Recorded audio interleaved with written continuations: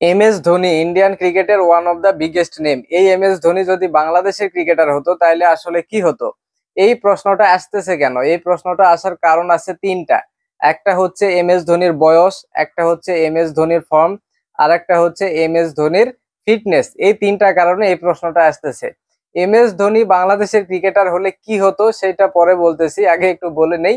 এই যে আরসিবি এবং আপনার চেন্নাই, এই ম্যাচে যেই চিপক স্টেডিয়ামে রান হয় না, মানে স্লো পিচ হয়, স্পিনাররা ভালো সুবিধা পায়, সেই জায়গায় আরসিবি 196 রান করছে।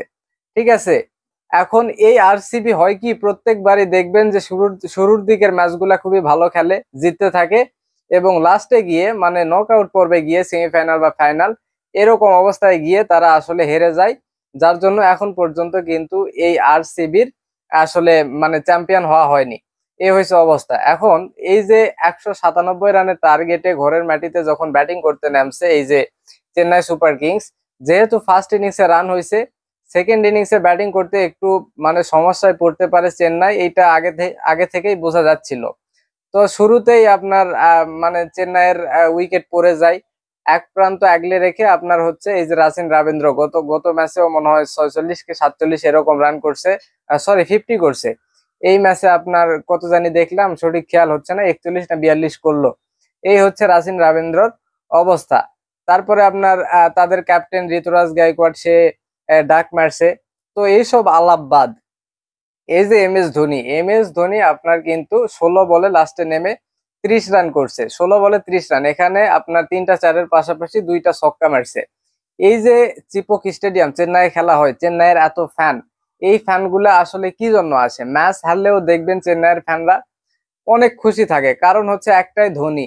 ধোনি নেমে যদি একটা বলও খেলে তাহলেও স্টেডিয়ামে এমন অবস্থা হয় যে আপনি ওইখানে মানে টিকতে পারবেন না, এরকম একটা অবস্থা সৃষ্টি হয়ে যায়। গতবারও খেলছে আইপিএল এম এস ধোনি, সেখানে দেখবেন কয়েকটা ইনিংসে সে ব্যাটিং করছে, অল্প কয়েকটা করে বল খেলছে, পাঁচটা ছয়টা এরকম করে বল খেলছে এবং খুবই ভালো করছে।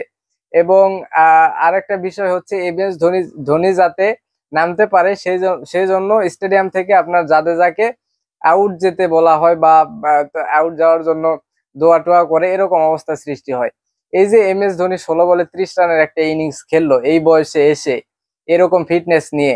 আরেকটা মুম্বাইয়ের সাথে ম্যাচে আপনার হচ্ছে এই যে সূর্যকুমার যাদবকে যে আপনার একটা স্টাম্পিং করছে, 0.1 সেকেন্ডে আপনার স্টাম্পিং করছে। এই যে তার ফিটনেস, তারপরে তার আপনার ফর্ম, তারপরে তার বয়স, এগুলোকে মানে তার বয়সটাকে পাশ কাটিয়ে এই যে 16 বলে 30 করা, বাংলাদেশের ক্রিকেটে ধরেন এরকম একজন ক্রিকেটার আছে, তাইলে ধরেন এই যে আমাদের দেশে ক্রিকেটাররা অবসর নিতে পারে না ঠিকঠাক ভাবে, সিনিয়র ক্রিকেটাররা, এই যে মুশফিক বলেন, মাহমুদুল্লাহ, যত ক্রিকেটারই আছে ঠিকঠাক অবসর নিতে পারেনি। এই যে মানুষের চাপের কারণে কয়েকদিন আগে আপনার মাহমুদুল্লাহ এবং মুশফিকুর রহিম আপনার অবসর নিল।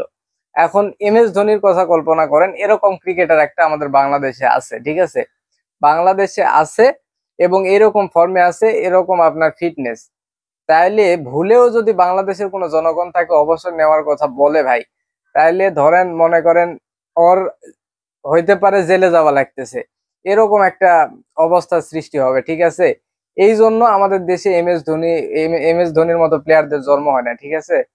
মানে আহ, তাদের অন্যান্য দেশের ক্রিকেটের দিক থেকে যারা উন্নত, অস্ট্রেলিয়া, ইংল্যান্ড, এই যে ইন্ডিয়া, এগুলা দেশের প্লেয়াররা দেখবেন তাদের যতই ফর্ম থাক, তাদের যতই আপনার ফিটনেস থাক, তারা সঠিক সময়ে অবসর নিতে পারে, এই সাহসী সিদ্ধান্ত নিতে পারে, এই জন্য তারা বড় ক্রিকেটার হইতে পারে। কিন্তু বাংলাদেশি ক্রিকেটারদের এই মন মানসিকতা নাই। এজন্য আসলে ওই যে ধোনি বাংলাদেশে হলে কি হতো এই প্রশ্ন করে লাভ নাই, ওরকম ধোনি বাংলাদেশ ক্রিকেটে আসবেই না। এটাই হচ্ছে আসল কথা।